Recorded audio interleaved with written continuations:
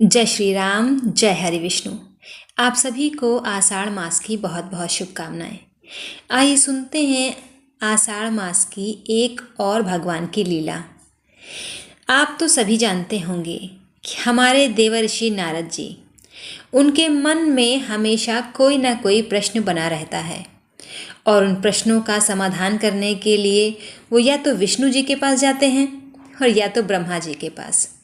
आज उनके मन में जो प्रश्न उठा उसका समाधान जानने के लिए वे ब्रह्मा जी के पास गए और उन्होंने कहा, ब्रह्मा जी, मेरे मन में एक प्रश्न है और मैं उसका समाधान जानना चाहता हूँ। मैं जानना चाहता हूँ कि गोदावरी नदी के तट पर बहुत सारे तीर्थ स्थल हैं। आखिर उन तीर्थ स्थलों का क्या महत्व है? ऐसे कौन कौन से तीर्थ स्थल हैं जो मनुष्य को भोग प्रदान करते हैं और कौन से ऐसे हैं जो अंत में मनुष्य को मोक्ष तक पहुंचाते हैं?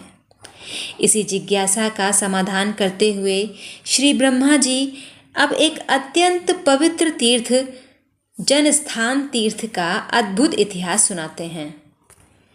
ब्रह्मा जी बोले, नारद जी, मैं आपको एक दिव्य तीर्थ के बारे में बताता हूँ।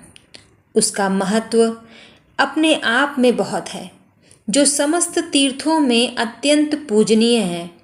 उसका नाम है जनस्थान तीर्थ। वह तीर्थ 4 योजन तक विस्तृत है और इसका केवल स्मरण मात्र ही मनुष्य के महान से महान पापों का नाश कर देता है।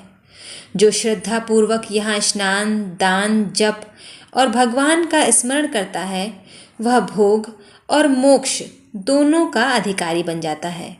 हे नारद, प्राचीन काल में व्यवसत मनु के वंश में राजा जनक नाम के एक अत्यंत धर्मात्मा राजा हुए। उन्होंने वरुण देव की दिव्य कन्या के साथ विवाह किया था। उनकी धर्मपत्नी अत्यंत पतिव्रता, धर्मपरायण और धर्म, अर्थ, काम तथा मोक्ष, इन चारों पुरुषार्थों की साधिका थीं। राजा जनक भी उन्हीं के समान सद्गुणों से युक्त थे, इसलिए दोनों का दाम्पत्य जीवन आदर्श माना जाता था। उनके राजपुरोहित महान ब्रह्मर्षि याज्ञवल्क्य थे, जो वेदों के परम ज्ञाता थे। एक दिन राजा जनक ने विनम्रतापूर्वक याज्ञवल्क्य जी से पूछा, गुरुदेव, महर्षियों ने कहा है कि भोग और मोक्ष दोनों मनुष्य के पुरुषार्थ हैं, किंतु भोग क्षणिक है जबकि मोक्ष शाश्वत है और अविनाशी भी है। इसलिए मोक्ष को श्रेष्ठ कहा गया है। किंतु मैं जानना चाहता हूँ कि ऐसा कौन सा मार्ग है जिससे मनुष्य संसार में रहते हुए अपने कर्तव्यों का पालन करते हुए सुखपूर्वक जीवन व्यतीत करते हुए अंत में मोक्ष को भी प्राप्त कर ले। राजा का यह गंभीर प्रश्न सुनकर याज्ञवल्क्य जी मुस्कुराए और बोले, राजन, इस प्रश्न का सर्वोत्तम उत्तर स्वयं आपके ससुर समुद्रों के अधिपति भगवान वरुण ही दे सकते हैं। वे धर्म के महान ज्ञाता हैं। दोनों महापुरुष भगवान वरुण के लोक में पहुँचे। वहाँ पहुंचकर उन्होंने विधि पूर्वक भगवान वरुण की पूजा की और हाथ जोड़कर बोले, हे देव, आप त्रिकालदर्शी हैं। कृपा करके हमें ऐसा मार्ग बताइए जिससे मनुष्य इन संसार में रहते हुए भोग और मोक्ष दोनों को प्राप्त कर सके। भगवान वरुण प्रसन्न होकर बोले, राजन, मोक्ष प्राप्ति के 2 मार्ग बताए गए हैं। पहला कर्मयोग का मार्ग, दूसरा अकर्म अर्थात संन्यास का मार्ग। किंतु वेदों ने स्पष्ट कहा है, कर्म का त्याग करने से श्रेष्ठ है धर्मानुसार कर्म करना। धर्म, अर्थ, काम और मोक्ष, यह चारों पुरुषार्थ भी कर्म के आधार पर ही सिद्ध होते हैं। जो मनुष्य अपने वर्ण और आश्रम के अनुसार निष्काम भाव से अपने कर्तव्यों का पालन करता है, वही इस लोक में सुख और परलोक में मोक्ष प्राप्त करता है। इसलिए वैदिक कर्मों का पालन करना मनुष्य का परम कर्तव्य है। भगवान वरुण आगे बोले, चारों आश्रमों में गृहस्थ आश्रम सबसे अधिक महत्वपूर्ण माना गया है, क्योंकि उसी के आधार पर अन्य सभी आश्रम टिके रहते हैं। यदि गृहस्थ धर्मपूर्वक जीवन व्यतीत करे, दान दे, यज्ञ करे, अतिथियों का सत्कार करे और भगवान का स्मरण करता, तो वही भोग और मोक्ष दोनों का अधिकारी बन जाता है। भगवान वरुण के यह दिव्य उपदेश सुनकर राजा जनक और महर्षि याज्ञवल्क्य अत्यंत प्रसन्न हुए। दोनों ने पुनः भगवान वरुण को प्रणाम किया और विनम्रतापूर्वक एक और प्रश्न किया, हे देव, इस पृथ्वी पर ऐसा कौन सा देश और कौन सा तीर्थ है जहाँ मनुष्य को भोग और मोक्ष दोनों की प्राप्ति हो सकती है? भगवान वरुण बोले, समस्त पृथ्वी पर भारतवर्ष सबसे पवित्र है और भारतवर्ष में दंडकारण्य अत्यंत पुण्यमय क्षेत्र है। वहीं भगवान शंकर की जटाओं से प्रकट हुई पावन गौतमी गंगा बहती हैं। उसके तट पर किया गया प्रत्येक शुभ कर्म अक्षय फल देने वाला होता है। जो मनुष्य वहाँ श्रद्धापूर्वक यज्ञ, दान, जप, तप और स्नान करता है, वह इस लोक में समस्त सुखों का उपभोग करके अंत में निश्चित रूप से मोक्ष को प्राप्त करता है। भगवान वरुण के इन अमूल्य वचनों को सुनकर राजा जनक और महर्षि याज्ञवल्क्य ने उन्हें बार बार प्रणाम किया और अपने राज्य लौट आए। श्री ब्रह्मा जी बोले, देवर्षि नारद, भगवान वरुण का उपदेश सुनकर राजा जनक और महर्षि याज्ञवल्क्य अपने राज्य लौट आए। अब उनके हृदय में केवल एक ही संकल्प था, गौतमी गंगा के पवित्र तट पर महान यज्ञों का आयोजन कर भगवान को प्रसन्न करना। कुछ समय पश्चात राजा जनक स्वयं गौतमी गंगा के तट पर पहुँचे। वहाँ उन्होंने विधि पूर्वक अनेक अश्वमेघ यज्ञों का आयोजन किया। उन सभी यज्ञों में महर्षि याज्ञवल्क्य ने आचार्य बनकर वैदिक विधि से यज्ञ संपन्न कराया। यज्ञों की पूर्णाहुति के समय देवताओं ने प्रसन्न होकर पुष्प वर्षा की और स्वयं गौतमी गंगा की कृपा से राजा जनक को अंततः मोक्ष की प्राप्ति हुई। इसके पश्चात जनक वंश के अनेक राजा उसी स्थान पर आते रहे, यज्ञ करते रहे, दान देते रहे और गौतमी गंगा की कृपा से जन्म मरण के बंधन से मुक्त होते रहे। इसी कारण यह दिव्य स्थान जन स्थान तीर्थ के नाम से प्रसिद्ध हुआ। आगे ब्रह्मा जी बोलते हैं, नारद, अब मैं तुम्हें अरुणा और वरुणा संगम का अद्भुत महात्म्य सुनाता हूँ। गौतमी गंगा में दो अत्यंत पवित्र नदियाँ आकर मिलती हैं, अरुणा और वरुणा। इन दोनों के संगम का महात्म्य अत्यंत दुर्लभ और पापों का नाश करने वाला है। सुनो, इसकी उत्पत्ति कैसे हुई। प्राचीन काल में महर्षि कश्यप के तेजस्वी पुत्र भगवान सूर्यदेव संपूर्ण लोकों को प्रकाश देने वाले, देवताओं के नेत्र और समस्त प्राणियों के जीवनदाता थे। उनका तेज इतना प्रचंड था कि सामान्य जीव तो क्या देवताओं के लिए भी उसे सहन करना अत्यंत कठिन था। उनकी धर्मपत्नी थी उषा, जो विश्वकर्मा की अत्यंत रूपवती और गुणवान कन्या थी, किंतु वे अपने पति सूर्यदेव के प्रचंड तेज को सहन नहीं कर पाती थीं। समय बीतता गया। उषा के गर्भ से 3 संतानों का जन्म हुआ, वैवस्वत, मनु, धर्मराज, यम और परम पवित्र यमुना।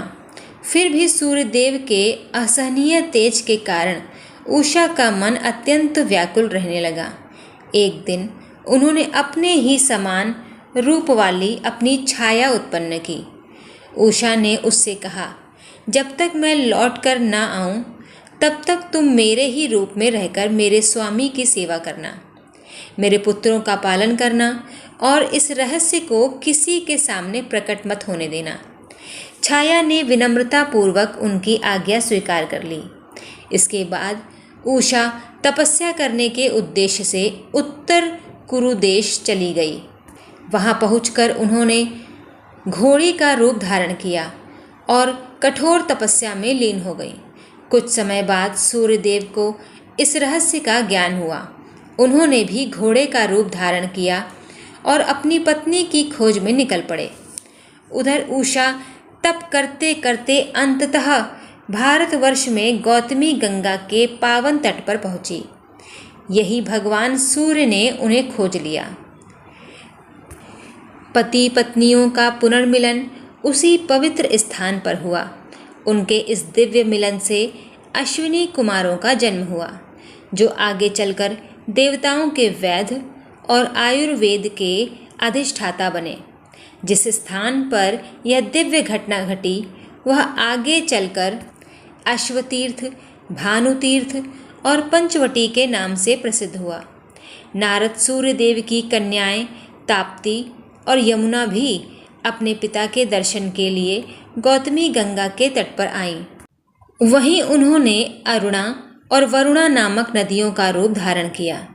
जहाँ इन दोनों का संगम गौतमी गंगा से हुआ, यह स्थान तीनों लोकों में अत्यंत पवित्र माना गया। शास्त्रों में कहा गया है कि उस संगम क्षेत्र में 27,000 तीर्थों का निवास है।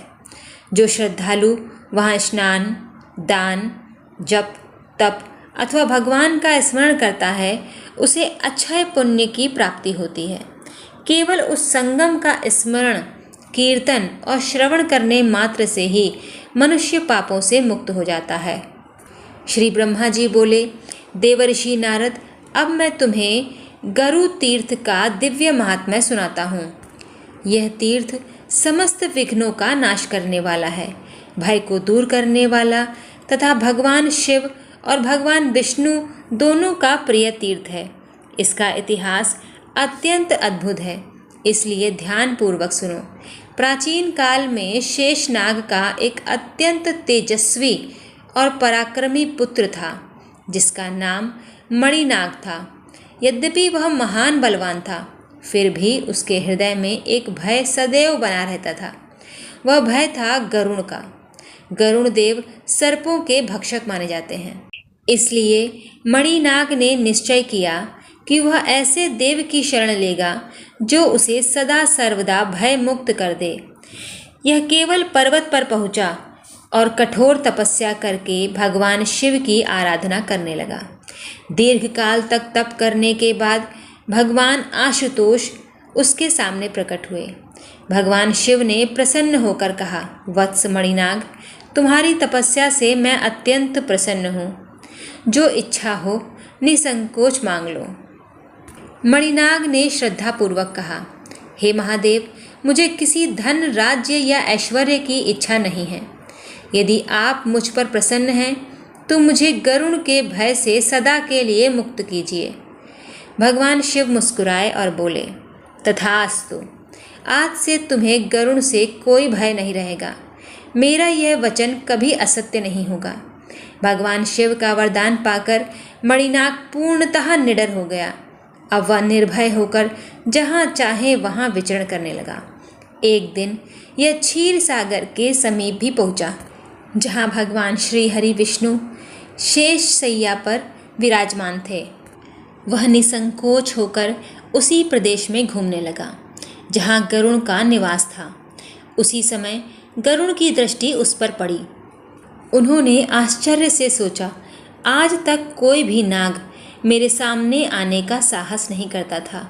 यह कौन है जो इतना निडर होकर मेरे क्षेत्र में घूम रहा है? अगले ही क्षण गरुड़ ने अपने तीव्र वेग से उड़ान भरी और मणिनाग को पकड़ लिया। उन्होंने उसे अपने घर ले जाकर बंधन में बांध डाला। उधर कैलाश पर्वत पर भगवान शिव के समीप नंदीश्वर ने देखा कि मणिनाग कई दिनों से दर्शन करने नहीं आए। उन्होंने भगवान शिव से विनम्रतापूर्वक कहा, प्रभु, मणिनाग प्रतिदिन आपके दर्शन करने आता था। आज कई दिनों से वह दिखाई नहीं दे रहा है।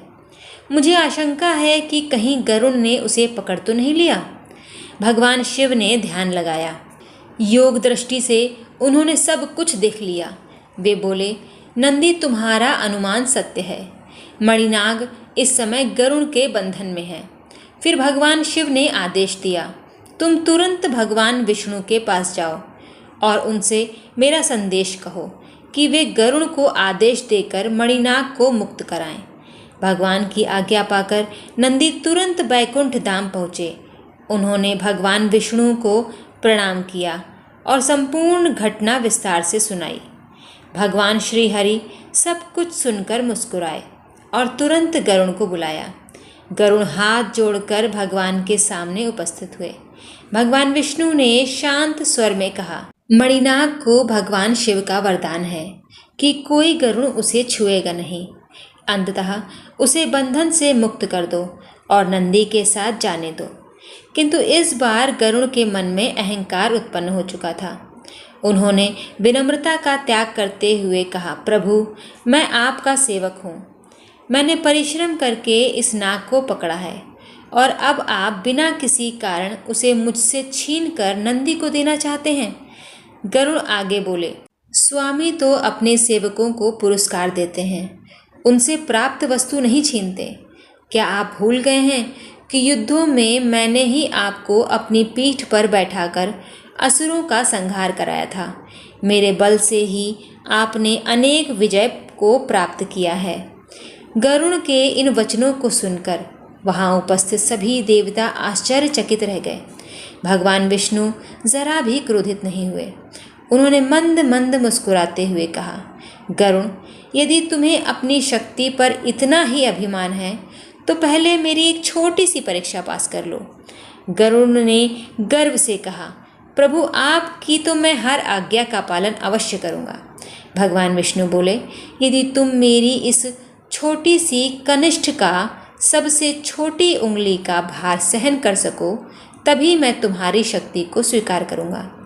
इतना कहकर भगवान ने अपनी कनिष्ठ धीरे से गरुड़ के मस्तक पर रख दी और अगले ही क्षण एक अद्भुत घटना घटित हुई।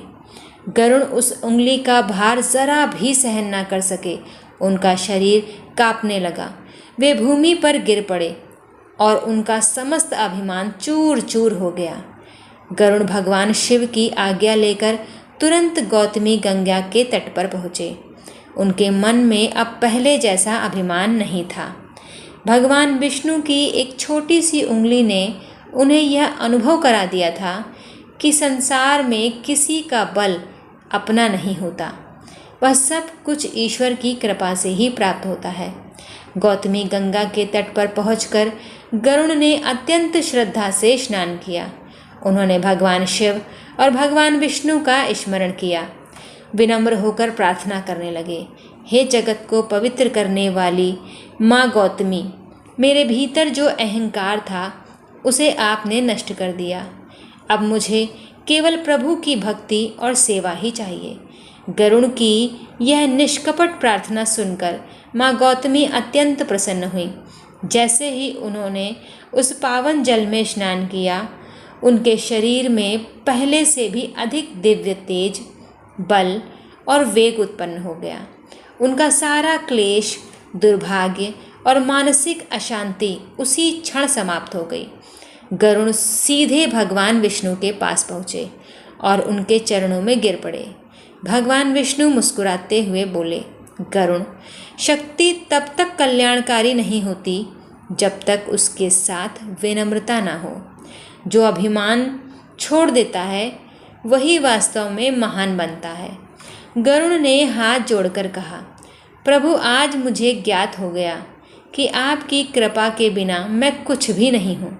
आज से मेरा जीवन केवल आपकी सेवा के लिए ही समर्पित है। ब्रह्मा जी बोले, नारद, उसी स्थान को आगे चलकर गरुड़ तीर्थ के नाम से प्रसिद्धि मिली। जो मनुष्य वहाँ श्रद्धा से स्नान, दान, जप या भगवान शिव की पूजा करता है, उसके समस्त विघ्न दूर हो जाते हैं। उसके जीवन में सुख, शांति और मनोवांछित सिद्धियाँ प्राप्त हो जाती हैं। ब्रह्मा जी बोले, गरुड़ तीर्थ के आगे और एक अत्यंत पवित्र तीर्थ है जिसका नाम है गोवर्धन तीर्थ। इसका प्रभाव भी अद्भुत है। इसकी कथा सुनो। प्राचीन काल में जाबाली नाम का एक ब्राह्मण किसान रहता था। वह खेती तो करता था, परंतु अपने बैलों के साथ अत्यंत निर्दयी व्यवहार करता था। दिन भर वह उन्हें बिना विश्राम किए हल में जोते रखता था। उनके कंधों पर चाबुक बरसाता था। भूखे प्यासे बैल दर्द से कराहते रहते। उनकी आंखों से आंसू बहते रहते, पर जाबाल का हृदय तनिक भी नहीं पिघलता। एक दिन समस्त गौ माता की जननी कामधेनु सुरभ ने यह अत्याचार देखा। उनका हृदय द्रवित हो उठा। वे तुरंत भगवान शिव के परम प्रिय गण नंदी के पास पहुंची और बोली, हे नंदीश्वर, पृथ्वी पर गौवंश पर अत्याचार बढ़ता ही जा रहा है। यदि ऐसा ही चलता रहा तो धर्म का नाश हो जाएगा। कृपया इसका कोई उपाय कीजिए।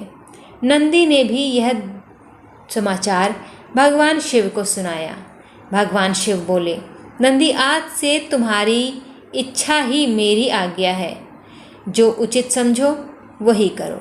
महादेव का आदेश मिलते ही नंदी ने अपनी योग माया से समस्त गौवंश को अपने भीतर समेट लिया। क्षण भर में पृथ्वी, स्वर्ग और अन्य लोकों से सभी गायें अदृश्य हो गईं। गायों के बिना यज्ञ रुक गए, हवन बंद हो गए, दूध, घी, दही, समस्त वैदिक कर्म ठप पड़ गए। चारों ओर हाहाकार मच गया। देवता अत्यंत चिंतित होकर ब्रह्मा जी के पास पहुँचे और विनती करने लगे, भगवान, गौ के बिना संसार का पालन असंभव है। धर्म, यज्ञ और लोक व्यवस्था सब नष्ट हो जाएगी। कृपया इसका उपाय बताइए। श्री ब्रह्मा जी ने कहा, इसका समाधान केवल भगवान शिव और नंदी के पास है। उन्हीं की शरण में जाओ। देवताओं ने कैलाश जाकर भगवान शिव की स्तुति की। महादेव बोले, इस विषय का निर्णय नंदी करेंगे। तब सभी देवता नंदी के चरणों में पहुँचे और विनम्र होकर बोले, हे नंदीश्वर, समस्त लोग संकट में हैं। कृपा करके गौ माता को पुनः प्रकट कीजिए। नंदी ने उत्तर दिया, यदि तुम सब गौतमी गंगा के तट पर गौ यज्ञ करोगे और गौ माता का यथोचित सम्मान करोगे, तभी गौवंश पुनः प्रकट होगा। देवताओं ने तुरंत गौतमी गंगा के तट पर विशाल गौ यज्ञ संपन्न किया। यज्ञ की पूर्णाहुति होते ही अद्भुत चमत्कार हुआ। धरती पे असंख्य दिव्य गायें प्रकट होने लगीं। क्षण भर में समस्त लोक पुनः गौ माता से भर गया। यज्ञ फिर आरंभ हुए। धर्म की पुनः स्थापना हुई। चारों ओर मंगल ध्वनि गूंज उठी। ब्रह्मा जी बोले, नारद, उसी स्थान का नाम आगे चलकर गोवर्धन तीर्थ पड़ा। वहाँ श्रद्धापूर्वक स्नान करने वाला मनुष्य सहस्त्र गोदान के समान पुण्य प्राप्त करता है। पितरों का तर्पण करने से वो अत्यंत प्रसन्न होते हैं और देवता भी उस भक्त पर अपनी विशेष कृपा बरसाते हैं। यह कथा यहीं समाप्त होती है। अगर आपको ये कथा अच्छी लगी हो तो कमेंट में जय श्री राम, जय हरि विष्णु लिखना मत भूलिएगा। मेरी वीडियो को लाइक करिएगा, शेयर करिएगा और कमेंट ज़रूर कीजिएगा। आपके कमेंट हमें आगे काम करने के लिए मनोबल प्रदान करते हैं। आपके कमेंट हमारे लिए बहुत महत्वपूर्ण हैं, इसलिए प्लीज़ कमेंट ज़रूर करिए। मेरी वीडियो को लाइक करिएगा, शेयर करिएगा, मेरे चैनल को ज़रूर सब्सक्राइब कर लीजिएगा। तब तक के लिए जय श्री राम।